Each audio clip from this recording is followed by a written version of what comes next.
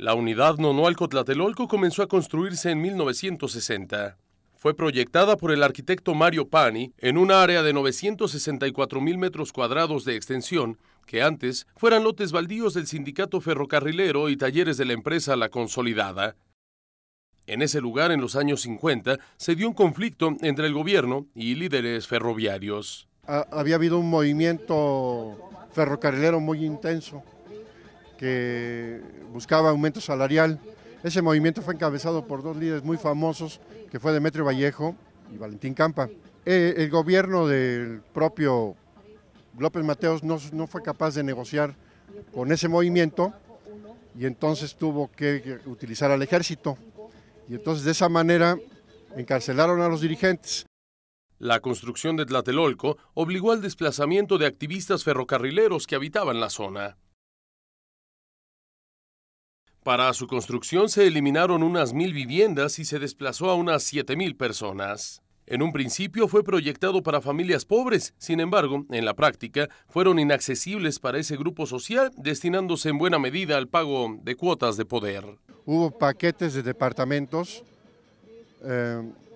para el sindicato de telefonistas, el sindicato de petroleros. Obviamente los ferrocarrileros también tuvieron departamentos aquí. 16 edificios formaron parte de un programa social reservado para funcionarios del ISSSTE. El resto de las viviendas recién construidas que fueron vendidas en condominio se destinaron a familias de clase media. Tlatelolco materializó en ese entonces lo que Carlos Monsiváis llamó la utopía del México sin vecindades. En su inicio, fueron 11,916 departamentos y 2,323 cuartos de servicio ubicados en 102 edificios.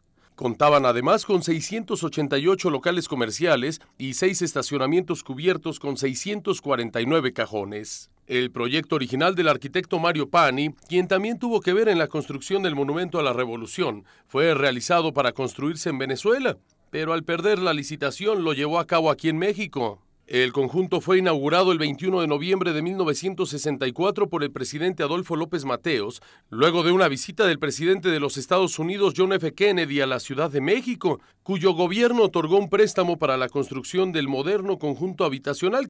Ese préstamo que se hizo a México, muy blando, no fue préstamo, fue un regalo para que se construyeran 2 unidades habitacionales.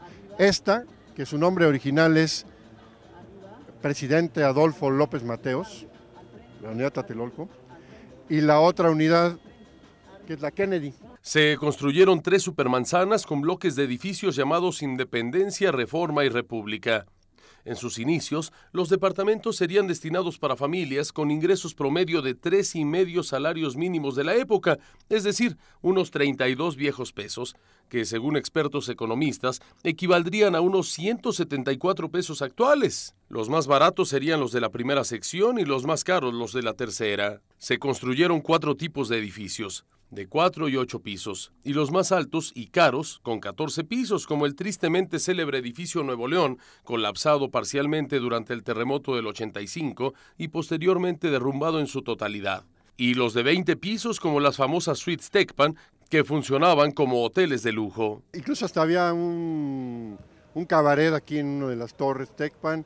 El dueño del Heraldo compró, o sea, Gabriel Alarcón compró una torre, que era la Torre Puebla, el Tecpan 1. Así surgió la unidad Nonualco-Tlatelolco, que en sus inicios era sinónimo de modernidad y accesibilidad.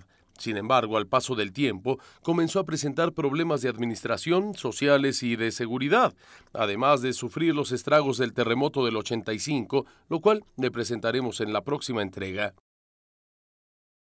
Raimundo Sosa en la cámara, Jesús Ugalde, Efecto TV.